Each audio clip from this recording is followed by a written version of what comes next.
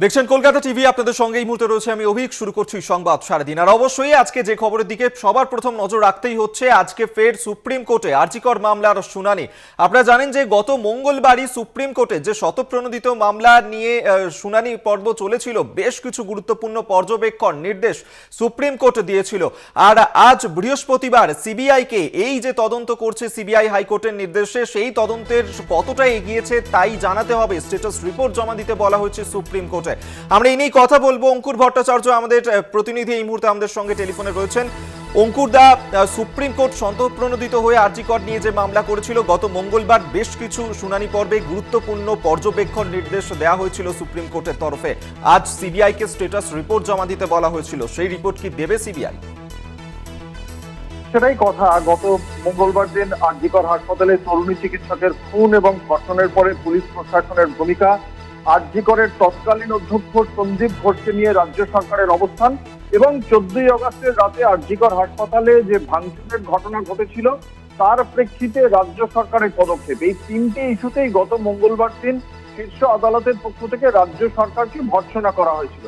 তারপরে সরকারকে যেমন বেশ কিছু নির্দেশ দেওয়া হয়েছিল যে 14ই আগস্টের যে ভাঙচুরের ঘটনা, সেই ভাঙচুরের ঘটনার প্রেক্ষিতে রাজ্য সরকার কি পদক্ষেপ করেছে সেই পদক্ষেপের রিপোর্ট যেমন রাজ্য সরকারকে জানাতে হবে শীর্ষ আদালতে। দুই, এই ঘটনার প্রেক্ষিতে একটি ন্যাশনাল টাস্ক ফোর্স গঠন করে দেয় শীর্ষ আদালত এবং তার পাশাপাশি আরজিকর হাসপাতালের নিরাপত্তায় কেন্দ্রীয় বাহিনী CISF, central industrial security force নিয়োগ করার কথা বলা হয়েছিল শীর্ষ আদালতের পক্ষ থেকে। এবং চার, যে এই ঘটনার প্রেক্ষিতে যবে থেকে তদন্তভার কেন্দ্রীয় তদন্তকারী সংস্থা সেন্ট্রাল ব্যুরো অফ ইনভেস্টিগেশন বা সিবিআই এর হাতে গিয়েছে, তারা সেই তদন্তভার হাতে পাওয়ার পর এখনো পর্যন্ত কি কি পদক্ষেপ করেছে এই প্রত্যেকটি বিষয় আজকে স্ট্যাটাস রিপোর্ট জমা দিতে হবে। অর্থাৎ তদন্তের ঠিক কি অবস্থান সেটা সিবিআই কে জানাতে হবে আজকে শীর্ষ আদালতে। দুই, রাজ্য সরকার 14ই আগস্টের ভাঙচুরের পরিপ্রেক্ষিতে কি পদক্ষেপ করেছে সেই রিপোর্ট জানাতে হবে রাজ্য সরকারকে শীর্ষ আদালত। এবং এর প্রেক্ষিতেই আজকে সেই পুরো বিষয়টির মূল্যায়ন করবে শীর্ষ আদালত। সুপ্রিম কোর্টের বিচারপতি, প্রধান বিচারপতি ডিওয়াই চন্দ্রচূড়, বিচারপতি মনোজ মিশ্র এবং বিচারপতি জেবি পারদিওয়ালার বেঞ্চে এই মামলার শুনানি চলছে।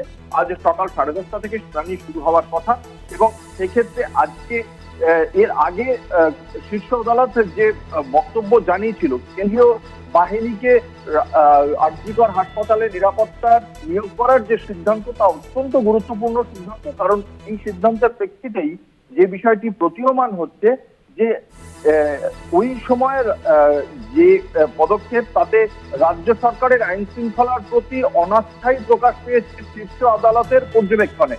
এই বিষয়টি কিন্তু খুব স্বাভাবিকভাবেই বিরোধীদের কাছেও খুব গুরুত্বপূর্ণ। কারণ ইতিমধ্যেই আমরা জানি রাজ্যপাল সিবি আনন্দ বোস তিনি কেন্দ্রীয় স্বরাষ্ট্রমন্ত্রক এবং রাষ্ট্রপতি, উপরাষ্ট্রপতির সঙ্গেও কথা বলেছেন, রাজ্যের আইন শৃঙ্খলা বিষয় নিয়ে কথা বলেছেন বলে রাজনৈতিক মহলের একাংশের ধারণা। ফলে রাজ্যের আইন শৃঙ্খলা পরিস্থিতি যে একটা প্রশ্ন চিহ্ন, যেটা এতদিন পর্যন্ত শুধুমাত্র বিরোধী রাজনৈতিক দল তুলছিল, সুপ্রিম কোর্টের এই যে সিদ্ধান্ত যে আরজিকর হাসপাতালে নিরাপত্তা দিতে পারেনি রাজ্য সরকার, সেই কারণে সিআইএসএফ নিয়োগ করতে হবে, সেটা কার্যত মান্যতা পেয়েছে। ফলে আজকের এই মামলার রায় অত্যন্ত গুরুত্বপূর্ণ।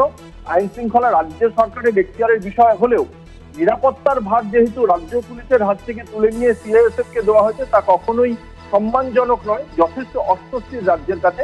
ফলে সেই জায়গা থেকে আজকে শীর্ষ আদালত এই সিআইএসএফ নিয়োগ এবং রাজ্যের আইন শৃঙ্খলা প্রশ্নে কি বলে, সন্দীপ ঘোষকে যেভাবে রাজ্য সরকার তার প্রতি যে অবস্থান দেখিয়েছে, সেখানে রাজ্য সরকারের কোন মনোভাবের পরিচয় উঠে আসছে, সুপ্রিম কোর্টের কি মূল্যায়ন, সেই বিষয়টিও দেখবে আজকে শীর্ষ আদালত। শীর্ষ আদালতের আজকের পর্যবেক্ষণে বা আজকের রায় সেই বিষয়গুলি প্রতীয়মান হবে। অভিক, আমাদের নজর থাকবে শীর্ষ আদালতের দিকে। আপাতত ধন্যবাদ অঙ্কুর ভট্টাচার্য, আমাদের সঙ্গে টেলিফোনে ছিলেন প্রতিনিধি।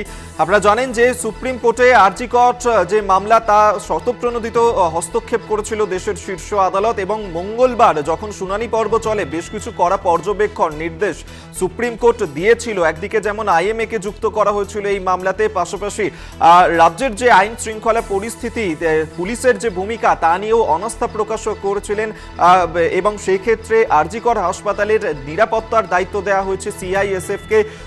সুপ্রিম কোর্টের প্রধান বিচারপতি DY চন্দ্রচূড় তিনি প্রশ্ন তুলেছিলেন আরজিকরের যিনি প্রাক্তন অধ্যক্ষ সন্দীপ ঘোষ তার ভূমিকা নিয়েও, এবং এই বৃহস্পতিবার সময়সীমা দেওয়া হয়েছিল। এই যে আরজিকরের ঘটনা নিয়ে সিবিআই তদন্ত করছে, হাইকোর্টের নির্দেশে এই তদন্ত করছে সিবিআই, সেই তদন্তের গতিপথ ঠিক কোন জায়গায় দাঁড়িয়ে এবং কত দূর পর্যন্ত এখনো পর্যন্ত তদন্ত হয়েছে সেই বিষয়ে একদিকে যেমন স্ট্যাটাস রিপোর্ট জমা দিতে হবে সিবিআইকে, পাশাপাশি 14ই আগস্ট মধ্যরাতে যে হামলার ঘটনা ঘটেছিল আরজিকর হাসপাতালে সেই সংক্রান্ত বিষয়ে রাজ্যকেও রিপোর্ট জমা দিতে হবে দেশের শীর্ষ আদালতে।